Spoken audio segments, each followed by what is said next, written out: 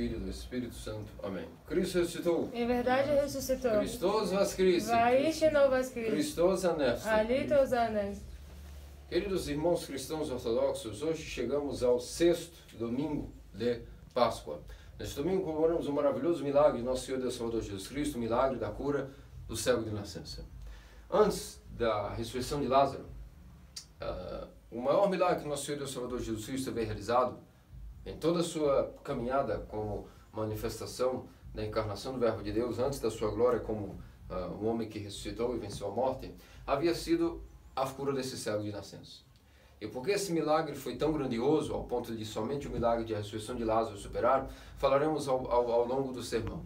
Antes de entendermos os parâmetros desse milagre, vamos visualizar um pouco o contexto no qual o Senhor realizou esse milagre. Tratava-se de um dia de sábado, e Nosso Senhor subiu para aquilo que era novamente a cidade de Jerusalém, passou então para aquilo que era a piscina de Siloé, ou chamada piscina de Siloã, uma piscina que também tinha, vamos dizer assim, fama de ser um lugar santo e sagrado e também milagroso. Nesse momento então, Nosso Senhor se depara com o cego de nascença, e imediatamente se depara com a pergunta dos seus próprios discípulos, que o param, interrogam, apontando para aquele mendigo, aquele homem que estava ali cego, mendigando, pobretão, e Nosso Senhor foi interpelado pelas seguintes perguntas dos discípulos. Senhor, quem pecou? Este homem ou os pais dele, para que nascesse cego de nascença? Essa pergunta, meus amados queridos cristãos ortodoxos, de maneira alguma foi uma pergunta que foi formulada pelos apóstolos eles mesmos. Essa pergunta era formulada pelos fariseus e os discípulos, uma vez que viram que os fariseus estavam cochichando a respeito de qual seria o motivo, acusando esse cego que ou ele pecou ou foram os pais dele que haviam pecado. Os discípulos de Nosso Senhor jamais pensariam tais horrores a respeito dessa situação, porque isso é até mesmo contrário àquilo que era a teologia da lei de Moisés. Entretanto, havia um problema nessa questão toda. Os fariseus já há muito tempo haviam se afastado daquilo que era o culto de Moisés. Se vocês entenderam agora quão longe os fariseus estavam longe daquilo que era a religião de Moisés, que perceberão que não passavam já de uma seita completamente estranha aquilo que era o conhecimento do Deus verdadeiro. Então a primeira pergunta que os fariseus fizeram, e que os discípulos, vendo essas perguntas, correram ao Senhor e perguntaram: Senhor, finalmente então os fariseus comentam que ou esse homem pecou para que nascesse cego, ou então, quiçá, os seus pais pecaram, por isso ele nasceu cego. E os discípulos, então, queriam uma resposta, uma vez que os tais doutores e mestres da lei falavam desta maneira, eles foram diretamente ao Senhor e interrogaram eles, para que Nosso Senhor desse, então, a resposta satisfatória a respeito disso. Nosso Senhor disse: nem ele pecou, nem os pais dele, mas sim, isto foi para a glória de Deus. Analisemos uma questão, queridos amados cristãos ortodoxos, primeiramente. Da onde os fariseus podiam tirar? A primeira conclusão seria: este homem nasceu cego de nascença porque ele pecou.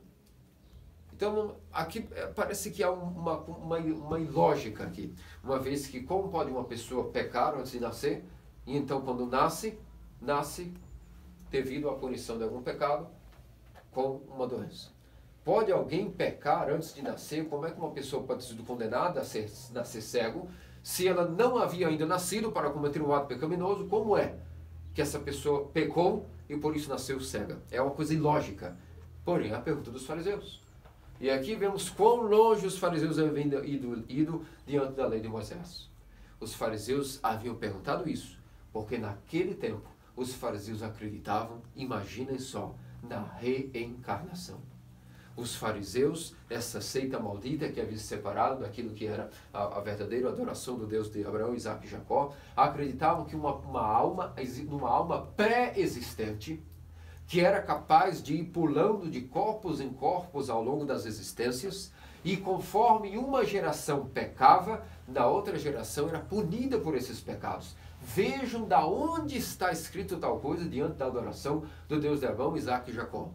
Tão longe haviam ido os fariseus que acreditavam em aberrações, negavam a possibilidade de ressurreição, como os saduceus, e ainda mais acreditavam em reencarnação. Quão longe havia ido dos ensinamentos que Moisés havia recebido do próprio Deus de Abraão, Isaac e Jacó. E mesmo o atual judaísmo cabalístico também acredita nessas coisas.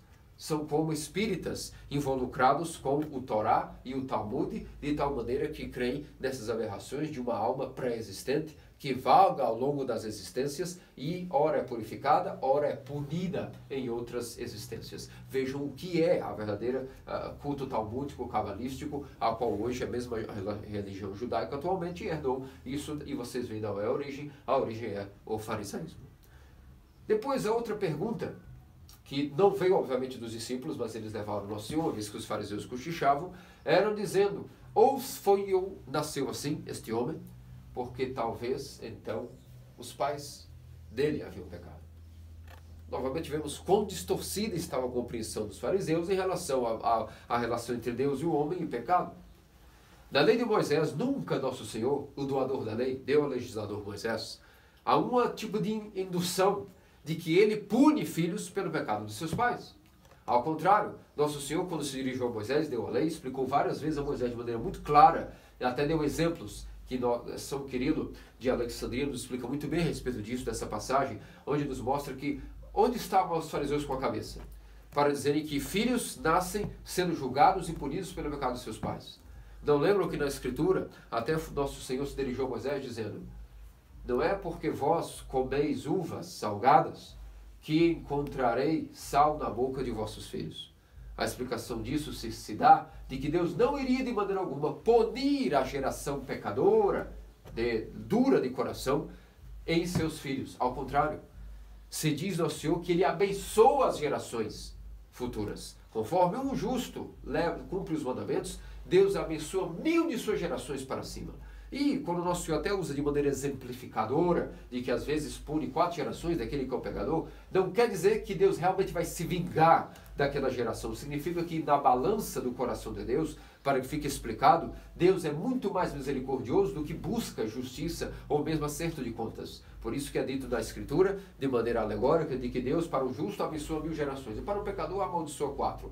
Isso não quer dizer que é literalmente que Deus persegue 4 gerações de uma pessoa pecadora. É que o seu coração, sua característica é simplesmente olhar muito mais para aquilo que é nossas virtudes e abençoar-nos através delas, do que punir-nos pelos nossos pecados, porque Deus não deseja a morte do pecador, mas que ele se converta e vive eternamente. E não há nenhum indício na Escritura, portanto, de que uma pessoa nasce sendo punida pelos pecados de seus pais. Isso é completamente antiteológico, é um conhecimento longínquo daquilo que é a lei de Moisés, e os fariseus, portanto, daí vocês veem o quanto eles estavam completamente distantes daquilo que era o conhecimento dos profetas e de que eles haviam recebido através de seus pais e ancestrais de Moisés diretamente de Deus. Portanto, essas perguntas não tinham nenhuma lógica no nosso entendimento, porque nós temos a verdadeira doutrina e sabemos que Deus não pune ninguém.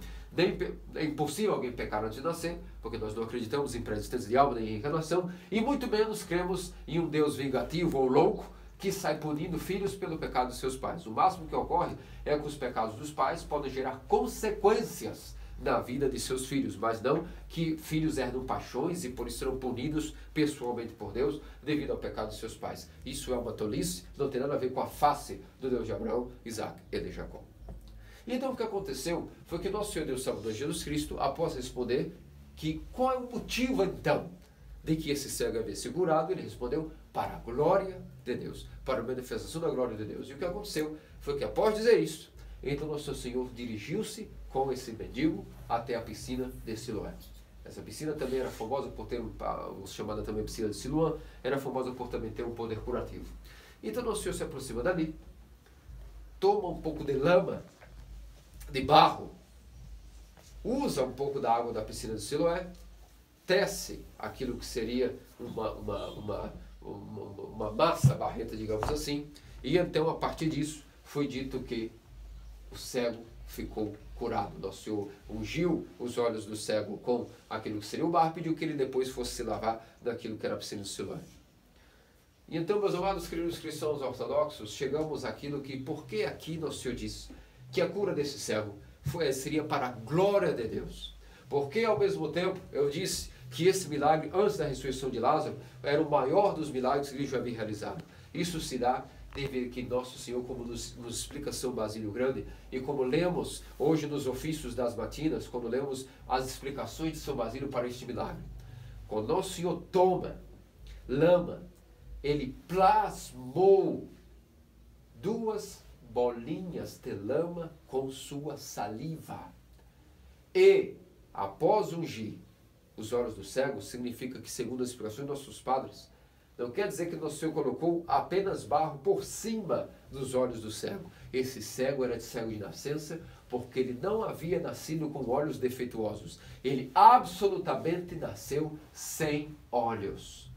Na órbita de seus olhos havia nada, espaços vazios. Então Nosso Senhor plasmou 2 bolinhas com sua saliva e com lama e fabricou do nada órgãos para este homem que havia nascido absolutamente sem olhos. Levantou as pálpebras, colocou as bolinhas dentro da órbita vazia e pediu que ele fosse se lavar na piscina de Siloé. Após ele se lavar na piscina de Siloé, eis que o homem absolutamente sem olhos havia ganhado inéditos, não novos, inéditos olhos sadios, e por isso o homem que nunca havia contemplado o horizonte, nem a luz criada, nem a beleza da criação, contemplou a face de Nosso Senhor pela primeira vez, contemplando a luz criada, a criação. A primeira face que foi deslumbrada por ele foi de Nosso Senhor, uma vez que nunca havia visto nada, porque havia nascido absolutamente sem olhos. Meus amados queridos cristãos ortodoxos, aqui Nosso Senhor manifestou para toda a seita dos fariseus, para todos os judeus de todo Israel, que ele, além de poder curativo, possuía dentro de si um poder criador. Todos os profetas realizaram sinais, prodígios e curas, mas nenhum deles poderia criar órgãos do nada. Logo, Nosso Senhor aqui prova que a sua identidade não era apenas de um rabi, não apenas de um mestre, mas qual é a única pessoa que tem poder de fabricar do nada órgãos do zero? A única pessoa que pode criar do zero é o próprio Criador. E é por isso que Nosso Senhor aqui manifestou-se diante dos fariseus, manifestando-se, não apenas eu sou um profeta, mas eu sou o próprio Deus que criou o homem. Assim como no paraíso, Deus fabricou em Adão um corpo do nada, a partir de barro, de humus. Nosso Senhor teceu o corpo de Adão, assim também do nada fabricou olhos inéditos para o cego de nascença, enxertou-os depois de serem plasmados dentro da obra de seus olhos e pediu que ele se lavasse na piscina de Siloé, e o cego pôde ter a sua vista finalmente dada a ele. Não uma vista restaurada, uma vista dada a ele. Curou a sua cegueira, dando-lhes olhos inéditos. É por isso que aqui Nosso Senhor manifestou que não apenas ele possui um poder curativo, mas um poder criador. E a única pessoa que criou é ele mesmo, que criou o homem, criou todo o universo, e ali diante de Israel cumpriu-se as profecias. Entretanto, o que aconteceu? Acaso os fariseus aí, as suas escamas de seus olhos caíram, e eles puderam ver aquilo que o cego pôde ver? Não. Aqui cumpriu-se de que os que veem não vejam, e os que veem sejam cegos. Ou seja, tudo ocorreu naquele episódio magnífico e por isso grande ao momento que hoje comemoramos dentro do 6º domingo de Páscoa. Cumpriu-se profecias onde os que veem passeiam a não ver, e os que não viam passeiam a ter visão. Significa que os fariseus tornaram-se ainda mais cegos diante desse milagre. E o cego de nascença ganhou sua visão. Agora perguntemos, o que será que aconteceu com os fariseus? Que realmente vendo esse milagre, ao invés de proclamarem Nosso Senhor como Messias, simplesmente correram e acusaram-no. Acusaram-no devido à sua cegueira ser tremenda. E não foram capazes de distinguir que ali diante deles estava não só apenas um profeta, mas o próprio Criador. E ali esqueceram-se. Tão estudiosos eram, mas esqueceram-se daquilo que era a profecia de que o Deus, nosso Deus virá e andará no meio de nós. Essa profecia era claríssima diante de todos os profetas, e os fariseus, infelizmente, estavam completamente cegos ao ponto de não entenderem aquilo que os profetas disseram tão claramente, tão em pouco palavras claras. Nosso Deus virá e caminhará no meio de nós. Aí estava cumprido, que o próprio Criador veio, andou no meio de Israel, no meio de todo o povo ao qual ele escolheu, e realizou todo o seu poder magnífico. Criou do nada olhos para o cego. O único que poderia criar era o próprio Criador, e que Nosso Senhor manifestou todo o seu poder curativo e criativo, e não havia mais nenhuma desculpa para que as pessoas não entendessem a identidade por trás do Filho do Homem. É por isso que esse foi o maior milagre que nosso Senhor realizou antes da ressurreição do morto de 4 dias. Portanto, naquele momento, então, os fariseus, ao invés de proclamar nosso Senhor como o Messias, disseram: esse milagre não pode ser de Deus, porque foi realizado em dia de sábado. Vejam quão longe estavam os fariseus de uma visão espiritual e, na verdade, cegos eram, ao ponto de não reconhecerem absolutamente nada. E mesmo esse argumento que deram diante do nosso Senhor, de que a cura que ele realizou, veja, para qualquer tipo de interpretação, o sinal claro de que uma pessoa criou do nada, através de barro e saliva. Quem é capaz de criar através de barro e saliva? Somente o Criador, que através do poder de sua palavra, criou tudo do nada, e trouxe pelo poder de sua palavra, do seu verbo, trouxe do nada tudo à existência. Por isso aí estava o significado de Deus, não havia brechas para eles não entenderem. Que nosso Senhor, do barro, colocou sua saliva neste nosso Senhor, mostrando que o poder que sai de sua boca, ou seja, o poder curador do verbo, é capaz de criar. Não havia brechas para má interpretação. No entanto, mesmo assim, eles caíram naquilo que era um pequeno argumento de que isso não era de Deus, porque foi um milagre realizado em dia de sábado. Mesmo esse argumento é fraco, porque como nós já vimos em relação ao paralítico, guardar o sabá não significa de maneira alguma que iria se descansar absolutamente. Para guardar o dia do Senhor seria um descanso absoluto, e inclusive descansar de boas obras. Ora, descansar no dia santo do Senhor de boas obras não é santificar esse dia, mas inclusive blasfemar esse dia. Porque se no dia do Senhor chama-se guarde o sábado, significa santifique o sábado. E qual é a maneira de santificar um dia, um local, uma pessoa, como nós já vimos? Realizar nesse dia a vontade de Deus, realizar nesse dia os mandamentos. E qual é o maior mandamento? Qual é a vontade de Deus? Que nós realizemos misericórdia para com o nosso próximo. Essas são as obras de Deus. Realizar misericórdia para com o nosso próximo, para com nossos irmãos. E qual é o maior ato de misericórdia? Que seria dar vista ao cego, dar movimento aos paralíticos, curar os coxos. É o que nosso Senhor inaugurou. Ele inaugurou no de graça, ao qual o profeta Isaías havia dito, e tudo isso ele realizou no dia de sábado para mostrar mais uma vez que é exatamente ele, o Filho do Homem, que veio santificar o sábado, cumprindo o sábado de uma maneira que ninguém podia cumprir, realizando obras de santificação do sábado, ou seja, obras de misericórdia de dia de sábado, e não jamais podemos imaginar que guardar o dia santo é descansar de tudo, inclusive de fazer o bem. Isso seria até uma blasfêmia para o dia santo. O dia santo tem que ser santificado com obras de misericórdia. Então até esse argumento que os fariseus preferiram atacá-lo, não vendo que o próprio Criador andava no meio deles ali, encarnado num corpo de homem, o próprio Criador do céu e da terra e de suas mentes, eles não entenderam, ficaram cegos e ainda ficaram presos naquilo que era a mala interpretação do que era guardar o sabá. Então, meus amados queridos cristãos ortodoxos, assim como nosso Senhor e Deus Salvador Jesus Cristo veio curar a vista desse cego, e enquanto que os fariseus continuaram cegos, nosso Criador, Deus e Salvador, benfeitor, não apenas quer nos curar como curou fisicamente esse cego, porque há 2 tipos de cegueiras: a cegueira física, mas também a cegueira espiritual.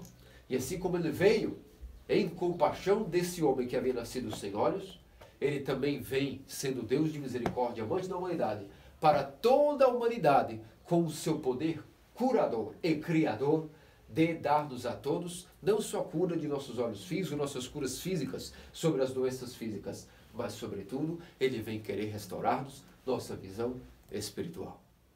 E o que eu me refiro quando eu digo visão espiritual? Quando Adão foi criado no paraíso, ele não era dotado apenas de olhos físicos, como nós o somos. E os seus olhos físicos não tinham defeito, absolutamente, não havia corrupção, mas ele também era dotado de olhos espirituais. Os olhos espirituais de Adão é o que permitiam que ele no paraíso visse Deus face a face e pudesse até conversar com ele e até perceber quando ele andava no jardim, suas pegadas, seu caminhar, e portanto havia diálogo direto de Adão com seu Criador, sem intermédio de livros, sem intermédio de linguagem articulada, sem intermédio de nada, porque a linguagem do paraíso era o silêncio. E como havia essa comunicação de Adão com o seu Criador? Através do verbo de Deus e através do verbo de Adão, que não necessariamente eram articulados, porque a própria visão de Adão espiritual era sã, era plena. Significa que após a queda, ainda que Adão continuou com sua visão física, os seus olhos espirituais se tornaram danados, se tornaram infelizmente machucados e se tornaram cegos. Logo, a obscuridade passou a entrar na vida interior, na alma de Adão. Porque com seu corpo e no mundo material ele podia ver, mas para o mundo espiritual ele estava fechado. E isso significou aquilo que era o fechar do paraíso por um querubim. Os olhos de Adão foram cegos devido à sua doença dentro de sua alma, que cegou o seu olho espiritual. Qual foi essa doença? A paixão. A desobediência deu origem ao pecado, e o pecado atraiu corrupção para a primeira coisa, a primeira enfermidade de Adão no paraíso. Escutem bem, a primeira grande doença de Adão no paraíso, assim que pecou, foi que a morte teve poder sobre ele. E o primeiro órgão interior que ficou doente, ficou cego, foi o seu olho espiritual. E é por isso que todo o seu ser espiritual, a sua parte interior, a sua alma, tornou-se também obscura, e ele perdeu a graça de discernimento elevado espiritual. E mais do que tudo, essa foi a maior dor de Adão, que começou a programar nele um arrependimento. Nunca mais pôde ver face a face o seu Criador. E como nós somos criados no mundo caído, filhos de Adão, já no mundo corruptível, nós acabamos por herdar dele, não o seu pecado, porque afinal de contas, o pecado original, isso não existe. Mas as consequências para esse pecado ficaram em sua natureza. E ele gerou filhos com a mesma natureza dele. E essa natureza passou para nós um DNA também, infelizmente, machucado, no qual nossos olhos espirituais, nossa alma, infelizmente, já nasce cega. Os olhos espirituais da criação mais amada de Deus, o homem. Todos nós nascemos com nossos olhos espirituais cegos. E é dessa cegueira que o Filho do Homem veio, sobretudo acima da visão física, ele veio dar-nos e restabelecer-nos a visão espiritual. Essa visão é tão bela, é tão maravilhosa, que é chamada visão da luz incriada. Assim como os olhos físicos veem a luz material, os olhos espirituais, quando são sãos e não doentes, eles possuem o poder, a capacidade de contemplar a luz incriada. Significa que, como muito bem nos diz São Gregório Palamas, seu Kondakion, a respeito do que é a manifestação da luz de Deus. Do Kondakion de Gregório Palamas, cantamos no dia desse santo, de que a mente primária, a mente primordial, ilumina e se comunica com sua criatura. O que significa? A mente original, ou seja, Deus, comunica-se diretamente através de sua luz com a mente criada, ou seja, a mente do homem. Isso se dá devido ao fato de que quando nós falamos de visão espiritual, se vê que quando o homem tem os seus olhos da alma curados, ele passa a conhecer a Deus através do que nós chamamos, a Escritura chama, os santos padres chamam, de pleno conhecimento da verdade. O que é o conhecimento da verdade? A qual nós, nas orações secretas, realizamos de que, ó Senhor, Tu que disseste de onde 2 ou 3 estão reunidos, olha para o povo aqui que está concorrente e unido em Ti, e concede para eles, neste século, o conhecimento da verdade. E no futuro, a vida eterna. É o que nós pedimos. É a oração secreta após a segunda antífona. Quando vocês terminam a segunda antífona, é isso que nós rezamos. E, portanto, o que é esse conhecimento da verdade? É que quando o homem tem o seu olho da alma curado, ele não passa a ter mais o conhecimento de Deus através de livros, nem através de pessoas, nem de nada secundário ou intermediário. Deus passa a revelar-se nele diretamente através da visão espiritual, que o seu olho espiritual curado poderá ter através da luz do Tabor, ou seja, a própria luz da Trindade, incriada, inseparável de sua essência. Sem essa visão, o homem nunca pode conhecer a Deus de verdade. É apenas um buscador, um mero buscador da verdade. Um homem que chega da religião, procura primeiro estudar a doutrina, estuda essa doutrina, mas ainda é cego. Ele apenas, com a palpadelas, tenta conhecer a Deus. E não é esse o caminho que nós pregamos na ortodoxia. Ninguém aqui, quando chega no catecumenato, é ensinado a conhecer Deus por livros. A ortodoxia não trata de Deus através de livros. A ortodoxia não trata de Deus através de estudo, nem tampouco de narrações de pessoas. O que a ortodoxia prega é que o homem deve dar-se todo à purificação de sua alma através de lágrimas de arrependimento. E é nesse processo que ele terá os seus olhos purificados, como foi o cego de nascença. Após ter os seus olhos fabricados para concluir a cura, Nosso Senhor pediu que ele fosse lavado na piscina de Siloé, simbolizando que o homem, futuramente, esse teria a cura física. E depois, futuramente, no diálogo, claro, reconheceu Nosso Senhor, abriu primeiro os olhos físicos dele, depois os espirituais, como vimos que ele descreve do Filho do Homem. Diga-me quem és para que eu creia, Senhor. Sou eu que falo contigo. E ele, naquele momento, teve os olhos espirituais abertos. Uma vez que era cego de nascença, a sua cegueira espiritual também aqui foi curada. E ele se ajoelhou, se prostrou e disse que acreditava no Filho do Homem. Teve duas curas, a cura da cegueira física e espiritual, o cego de nascença. Mas a nossa cegueira, ainda que não tenhamos a cegueira física, por enquanto, porque a velhice chegará, e é provável que perdemos também parcialmente, ao mínimo, esta visão, há uma visão muito mais preocupante e elevada que nós temos que nos preocupar de ter, queridos amados cristãos ortodoxos, e a visão de Deus. Quando dizemos que alguém tem visão de Deus, ele vê Deus face a face, sem nenhum intermediário, sem nenhum veículo, apenas através de sua graça. E aí ele não conhece mais a Deus por livros, nem por intermédio de ninguém, através do conhecimento da verdade. E essa visão é tão mais sublime, tão mais bela, tão mais elevada, tão mais cara ao homem, que vos narrarei um episódio que a maioria de vocês já conhece, mas é necessário sempre repetir, de uma santa ocidental, próxima de nós, daquilo que é a sucessão apostólica, uma santa irlandesa, chamada Santa Brígida da Irlanda, onde nós provaremos que a visão espiritual é muito mais cara e muito mais importante ao homem ascético, ao homem que busca Deus, do que até a sua visão física. E o que aconteceu foi que certa vez, Santa Brígida, abadesa de Kildare, na Irlanda, certa vez estava com uma de suas discípulas, era uma monja, uma freira já anciã, que já havia dedicado desde sua juventude, há muitos anos e décadas, à vida monacal. E elas estavam à beira do Atlântico, visualizando aquela beleza do Oceano Atlântico, da costa oeste da Irlanda, visualizando aquilo que seria o pôr do sol. E, naquele momento, Santa Brígida, quando viu que o sol estava se pondo, teve em seu coração um desejo de finalmente dar àquela discípula dela tão fiel, que havia também sido cega de nascença, não que essa mulher não havia nascido sem olhos, havia nascido realmente, nesse caso, apenas com olhos defeituosos, olhos cegos, de fato. E nunca havia visto nada, era uma monjinha, anciã, que nunca havia contemplado a luz de Deus, nem a beleza da criação. Então Santa Brígida, quando viu a beleza do pôr do sol, pensou em si mesmo, como seria bom, ó Senhor Deus de nossos pais, que concedesse a essa pequena irmã a graça de visualizar essa tua criação tão bela.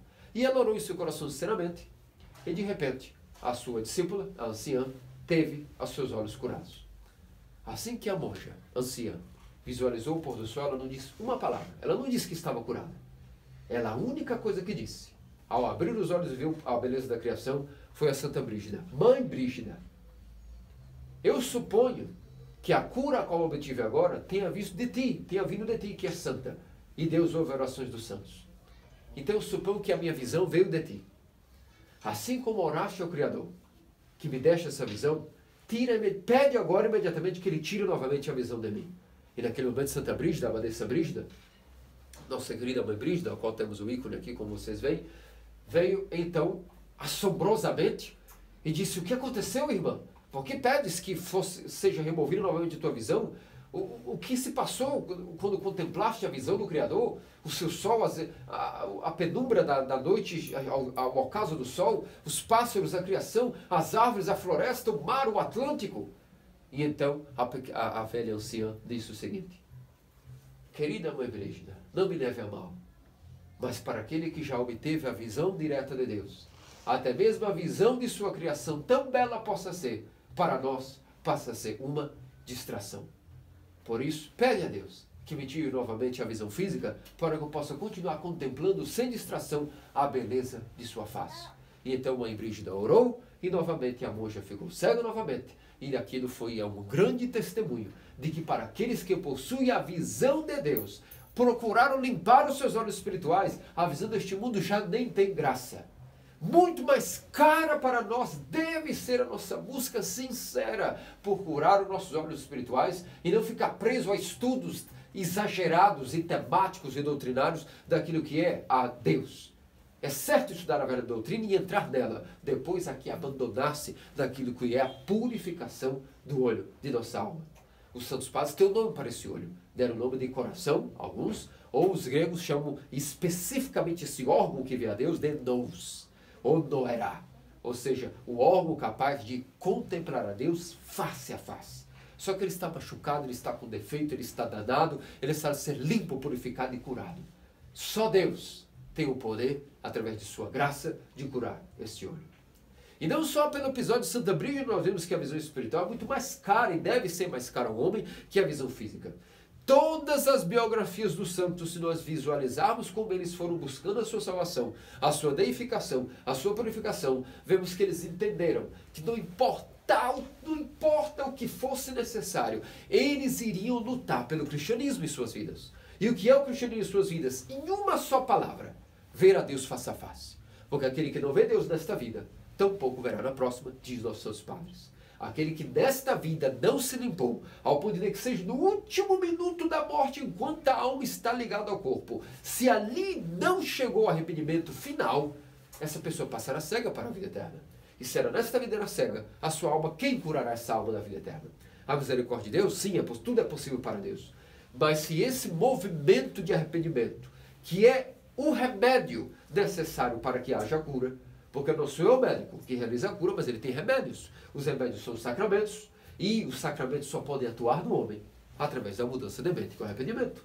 Então, como essa cura mágica ocorrerá, de olhos serem curados sem o tratamento, sendo que o último segundo de tempo de tratamento se dá enquanto nós estamos vivos. A partir da morte não há mais tratamento para o homem. Ele jaz na inércia da vida eterna.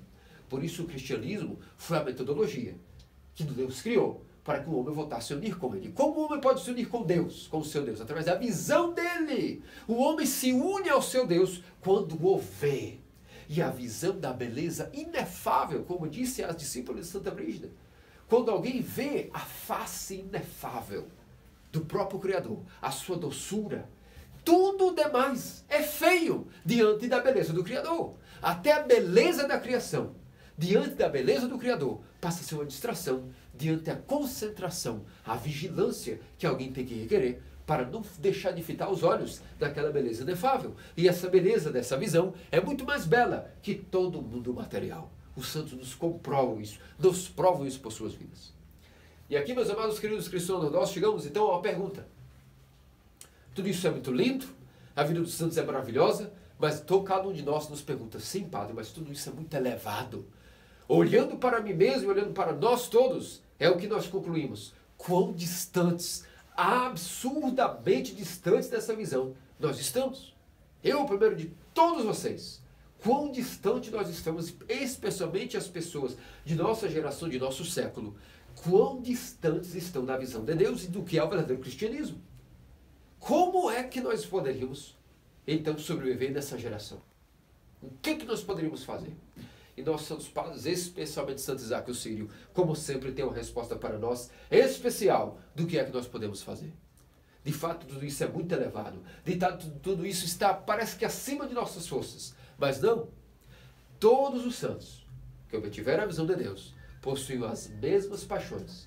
Não eram seres de outro planeta, não eram pessoas feitas de outro material. Eram pessoas feitas de carne e osso, como nós, com as mesmas fraquezas, as mesmas tristezas e as mesmas paixões. Isso eu vos garanto.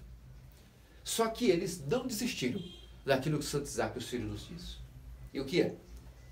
Assim como antes da ressurreição é necessário que haja o tomar da cruz, e sem o tomar da cruz e a crucificação é impossível haver ressurreição, assim também todo homem, antes de ter o consolo da visão de Deus, é necessário que tome a sua cruz e siga a Cristo. E então, como consequência de tomar a cruz e seguir a Cristo, o momento terá o consolo de visualizar a sua face inefável, a sua face de um homem ressuscitado. E assim como a cruz, portanto, antes da ressurreição vem a cruz, e antes, portanto, da visão de Deus como consolo, a nossa cruz que temos que tomar. Só Santo Isaac o Sírio nos diz que assim como a cruz ela tem duas traves, uma vertical e outra horizontal, assim também o asceticismo, a praxis, a justa atividade, ela também possui duas, é uma dupla face. Primeiro nós temos a maneira de seguir os mandamentos, ou seja, a praxis, a atividade justa que o homem tem que seguir para purificar-se. Primeiro, ela é exterior. Significa que quando nós praticamos o asceticismo de maneira exterior, é apenas a primeira trave da cruz, que é aquilo que é a respeito de dar o dízimo, ajudar o próximo, jejuar, estar nos serviços da igreja, sempre procurar estar presente naquilo que é a vida em Cristo no mundo exterior. Ou seja, amar ao próximo, ser zeloso para com os jejuns, as festas, nunca faltar ao templo e dar todo tipo de caridade e esmolas. Exemplos que eu vos dei daquilo que as prostrações, a parte exterior da oração, a parte vocal da oração, que todos nós podemos escutar, a salmodia, tudo isso é atividade justa exterior. A primeira face daquilo que é a nossa cruz.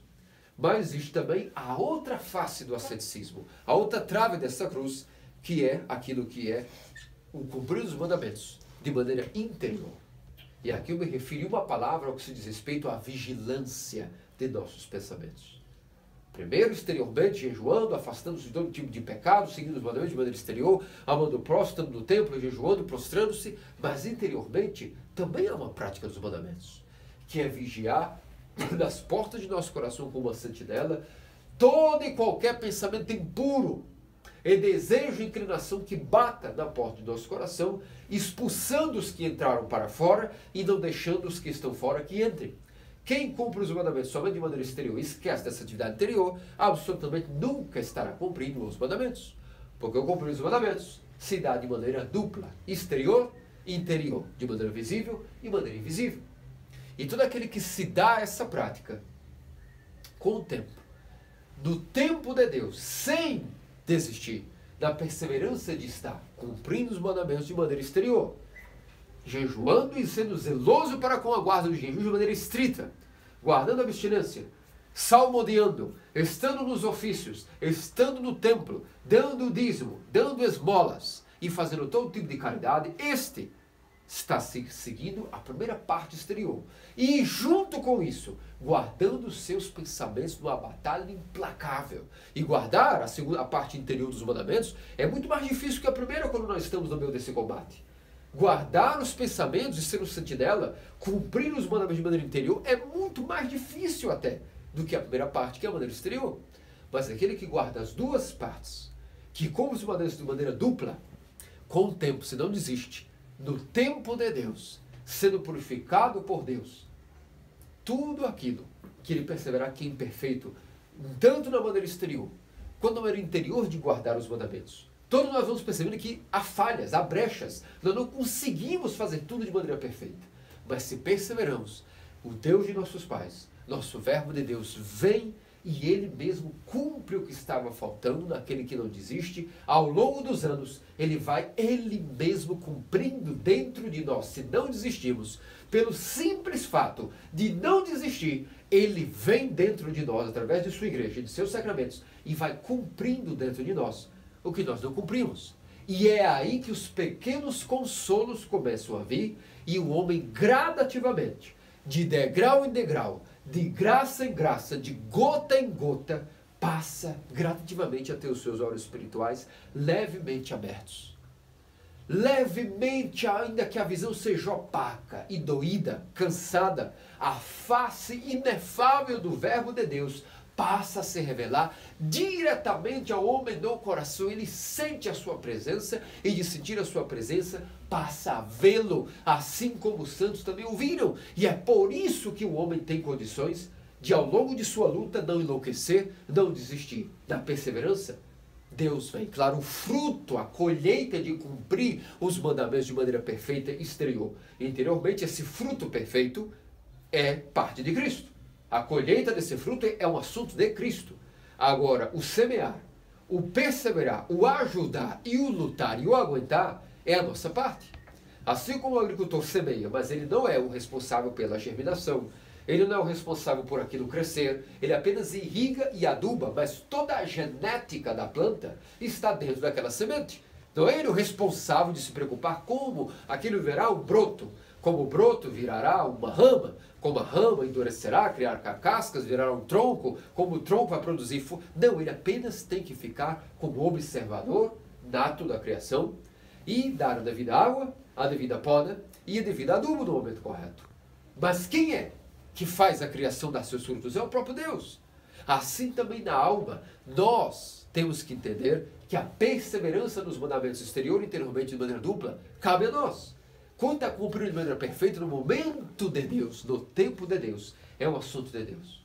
Mas essa ajuda a Deus, essa perseverança, esse combate, esse aguentar, tem que ser nosso. E ao longo dos anos, nós vamos vendo que Deus veio fazer sua morada em nós, para aquilo como Ele mesmo prometeu. Aquele que cumpre os meus mandamentos, meu Pai, eu e Ele veremos e faremos nele nossa morada. E isso significa, em poucas palavras explicadas, esse versículo que nosso Senhor diz: aquele que cumpre os meus mandamentos, eu e meu Pai viremos e faremos nele nossa morada. Significa isso. Cumprir os mandamentos de que maneira imperfeita, exterior e interiormente, de maneira vigiando os pensamentos, vigiando a porta do coração e ao mesmo tempo cumprindo todos os mandamentos de maneira exterior. Com o tempo, nosso Senhor vem, termina de cumprir o que faltava e aí a sua face, gota a gota, de degrau em degrau, de escalão em escalão, passa a ser revelada ao homem. E é isso que foi a vida de todos os santos. Eles não tinham dons sobrenaturais. Eles se fizeram pessoas que crucificaram a própria mente. E então puderam participar de uma vida sobrenatural que é a vida do próprio Deus. Ninguém nasce com dons sobrenaturais em si mesmos. Isso é uma loucura. Nós todos somos criados na natureza humana caída.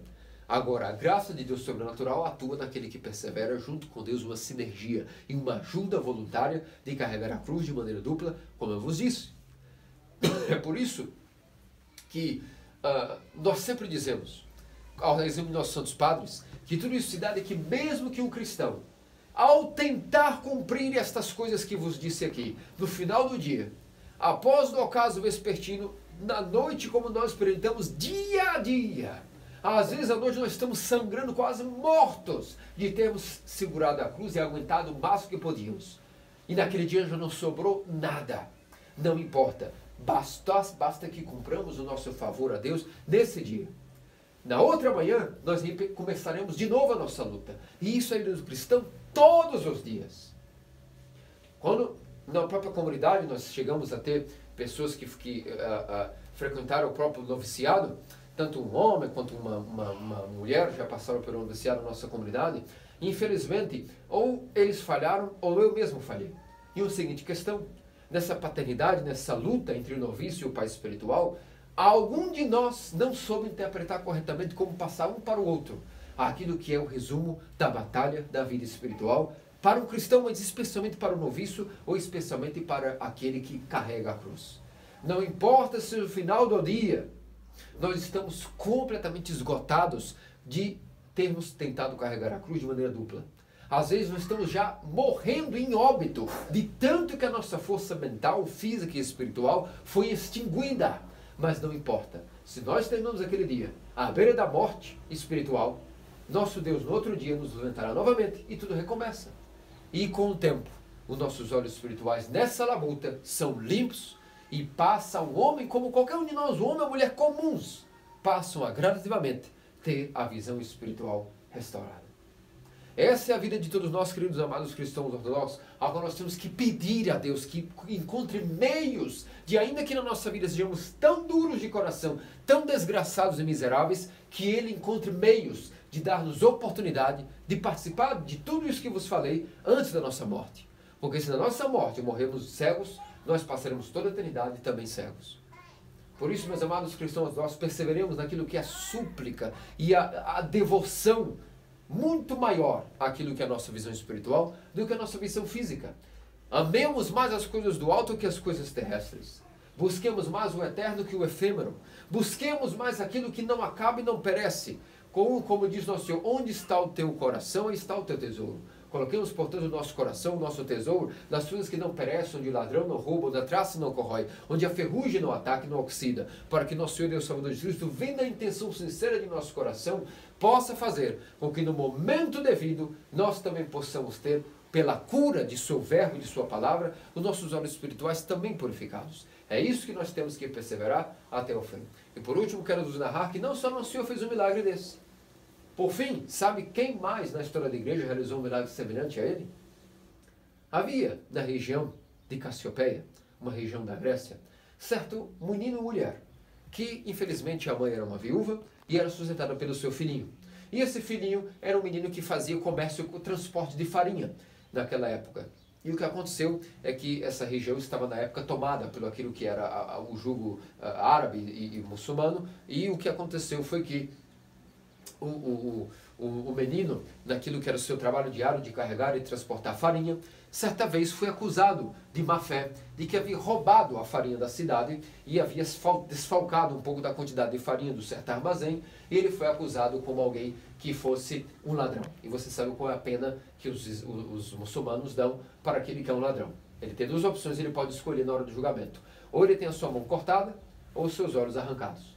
E esse menininho, que era o responsável de sustentar a sua mãe, na hora que foi a julgamento, ele disse, veja, arranque meus olhos, porque pelo menos a minha mãe não tem como ser sustentada, eu pelo menos com a minha mão, as minhas mãos sãs, eu ainda poderia trabalhar de alguma coisa, mas um cego não tem valor. Um cego, a única questão que tem, o único destino de um cego é mendigar. E eu não quero ser um mendigo, eu quero poder trabalhar. Portanto, arranque meus olhos e deixe minhas mãos, assim eu poderia apenas continuar trabalhando em alguma coisa para sustentar minha mãe. E então levaram o menino ao governador da cidade local, o menino foi condenado e o carrasco veio e arrancou os olhos do menino.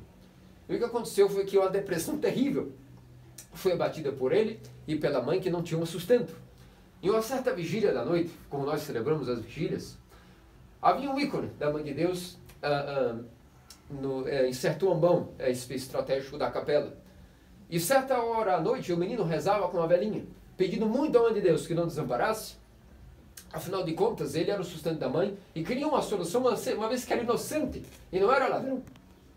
E então, naquele momento, durante a vigília, toda a capela estava à luz de velas e ele, ainda que era cego, tinha os seus olhos arrancados, ele teve uma visão espiritual. A própria Mãe de Deus, ele viu saindo do ícone, trazendo 2 olhos novos e colocando olhos nele. E naquele momento, a Mãe de Deus o abençoou e ele passou a ver, de fato, com novos olhos. Naquele momento, em êxtase, ele chamou a mãe e gritou, veja mãe, estou vendo, tenho novos olhos, a Mãe de Deus me deu novos olhos. E a mãe, naquele momento, a narração da crônica desse episódio, diz que a mãe achou que o menino estava tão traumatizado pela tortura que havia sofrido, que havia perdido o juízo. E disse, meu Deus, agora meu filho, além de perder os olhos, perdeu também a mente. Foi difícil para ele suportar tal tortura, e na hora ele disse, não mãe, venha, a senhora tem que ver. Ele abriu a pálpebra dos olhos, colocou a vela durante a vigília perto e ela viu que ele havia ganhado novos olhos. E de fato, novos olhos, porque naquele momento o menino tinha olhos castanhos, mas os olhos que ele havia ganhado pela Mãe de Deus eram olhos azuis. Daí vem o dito que a Mãe de Deus prefere os olhos de cor azul. Assim como também diz que os próprios olhos que Nosso Senhor herdou, ainda que quem olhasse nos olhos de Nosso Senhor, visualizasse os olhos de cor de fogo, digamos assim, de nós, os seus olhos, naturalmente de Nosso Senhor, como ele recebeu a genética da própria Panagia, como os olhos da Mãe de Deus eram azuis, se diz que os olhos de Nosso Senhor também eram azuis, ainda que quem olhasse, narra-se a São João Damasceno e todos aqueles que descreveram a face do Senhor, diz que quando o Senhor mirava alguém nos olhos, o que viam já não era mais um olho comum, era um olho de cor de fogo, ou seja, de noz avermelhada. Mas não existe nenhum tipo de olho desse na genética humana. O olho natural do Nosso Senhor era exatamente um olho azul, que recebeu a genética da própria Panagia, a própria Senhora Teotocos, sempre Virgem Maria. E portanto, naquele momento, todos festejaram, o boato correu na cidade, e o governador, quando ficou sabendo desse episódio, o governador ficou furioso e mandou chamar o seu carrasco e disse, não é possível, você não cumpriu o que eu disse, você perdoou aquele menino? E o carrasco disse, Senhor, o assunto está encerrado. Vamos junto comigo, todas as pessoas na qual eu arranco órgãos, como o Senhor me pede, eu guardo como um troféu para mim. Eu tenho uma sala onde eu guardo todos os órgãos que eu arranco. E os olhos desse menino, eu te garanto, Os olhos desse menino estão guardados dentro de um vaso de vidro, estão guardados no meu armazém. Se você quiser, eu posso lhe mostrar. E naquele momento, então, o algoz foi e mostrou a prova que havia arrancado os olhos do menino para o governador. E o governador glorificou a Deus, percebendo quão grandes e maravilhosas são as obras de nosso Deus. Por isso, meus amados cristãos, vejam que nossa Panagia, como participa, assim como todos os santos, mas especialmente nossa Panagia, como até que ponto ela participa da energia e do poder da Trindade, ao ponto de ela mesma ter participado até mesmo de um poder criador, a coisa qual que só é uma prerrogativa do próprio Criador, da própria Trindade. Mesmo assim, vemos através do milagre de Cassiopeia, do ícone de Cassiopeia, quão grande a participação da mãe de Deus nas graças de seu filho. Seu filho tanto ama a sua mãe e dá tanto poder a ela, que até poder criador, até certo ponto, a Santíssima Theotokos pôde participar, dando olhos novos, azuis ao menino que havia inocentemente sendo condenado por um milagre, por um crime a qual ele não havia cometido. Veja os milagres da nossa igreja, viu quão maravilhosas são as obras que nosso Deus, por isso, como cantamos com o Daniel, os três jovens da Oda 7ª e 8ª, bendito seja o Deus de nossos pais. Bendito seja Ele pelos séculos dos séculos, que realiza tantos milagres de maneira presente, mesmo após a ressurreição e a ascensão do Senhor. Ele continua realizando milagres em sua Santa Igreja Ortodoxa. Por isso, meus amados cristãos ortodoxos, vejamos que tudo está acessível para nós. A cura de nossa visão física é acessível para nós, como vimos no caso do milagre de Cassiopeia, mas muito mais acessível, se quisermos, é a cura de nossa visão espiritual. Pensamos isso para que nosso Senhor Deus Salvador Jesus Cristo faça-nos dignos pelas orações da Santíssima Theotokos Santa Virgem Maria e também de São Simeão, o moço, o estiletista da Montanha Maravilhosa, cuja memória hoje também comemoramos. Que tudo seja para a glória de nosso Deus. Amém. Cristo ressuscitou. Em verdade ressuscitou. Christos anesti. Alitos anest. Christos voskresit. Vaishno voskris.